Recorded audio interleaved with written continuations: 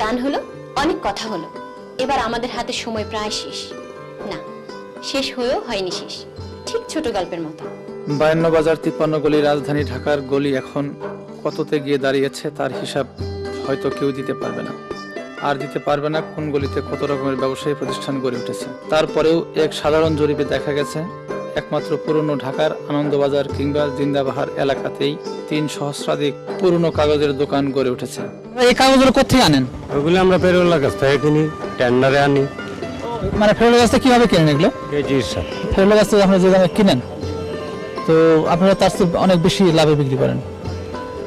কিছু তো আমরা তো বাস করতে হয়, কাটনি করতে হয়, তা তো কিছুটা বেশি বিক্রি করার দরকারই। এই দোকানগুলোকে কেন্দ্র করেই রাজধানীতে গড়ে উঠেছে সেরা বা পুরনো কাগজের মূল ব্যবসা। আমি এই জায়গায় কাজ করি 8 বছর। জি, আমার নাম নূরজাহান বেগম। এখানে কত বেতন পান আপনি? আমার বেতন দেয় আমার মালিকে 1200। হ্যাঁ, 1200 টাকা। তো আপনি 1200 টাকা আপনার পোষে? কোনো রকম পোষে। বাপ দাদারা করে আসছে এই ব্যবসা, তারপর তো এই ব্যবসায়ী করে।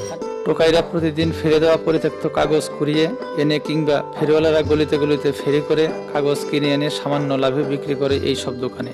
তোমার নাম কি? আমার নাম নয়ন। তুমি কি করো? কাগজ টুকে এই কাগজ টোকে, এই কাগজ তুমি কোথায় বিক্রি করো তুমি? বউবাজার, টানার বউবাজার বিক্রি করি। কত করে বিক্রি করো তুমি? কাগজ 1.5 টাকা কেজি, ভাঙ্গারি বিভিন্ন রকম দাম। তুমি দিনে কত টাকা পাও তুমি? 40-50 টাকা পাই। আর এখান থেকে কয়েকবার হাত বদলের পর কাগজগুলো প্যাকেট হয়ে চালান হয়ে যায় কাগজের মিলে। তাতে এই ব্যবসা কেমন, সুবিধা কেমন? ভালো ব্যবসা, ভালো আছে আমরা। সারা ঢাকায় কি পরিমাণ লোক এবং কি পরিমাণ দোকানে এখানে লোক? সারা ঢাকা শহরে ছোট বড় মিলে 1000-এর উপর হবে দোকান, এবং 5-10 হাজারের মতো হবে লোক খাটতেছে।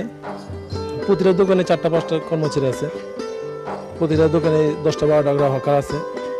আপনি জানেন নাকি মাল কালেকশন করে বিভিন্ন প্লেস থেকে, বিভিন্ন গুডন থেকে, রোড থেকে, হ্যাঁ, বাড়ি বাড়ি ঘুরে এগুলো কালেকশন করার পর সন্ধ্যার পর ওরা সমস্ত মাল একত্রিত করে করার পর কোয়ালিটি আছে, বিভিন্ন কোয়ালিটি আছে, তারা সাইজ করার পর আমাদের কোয়ালিটি বাই কোয়ালিটি দেয়। আমরা আবার বিভিন্ন মিলে ওই quality by quality truck by truck মাল সাপ্লাই করি।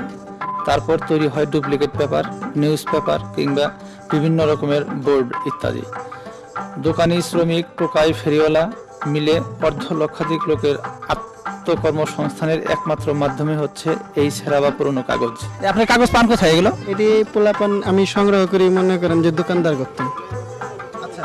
সংগ্রহ করে আবার আমি মনে করেন পাইকারি কিনা চান খারপুল বিক্রি করি।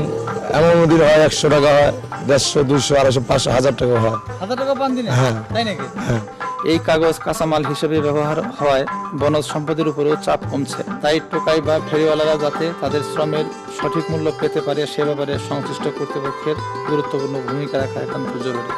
ভালো থাকুন, সুন্দর থাকুন, সুতরাং খুদা হাফেজ।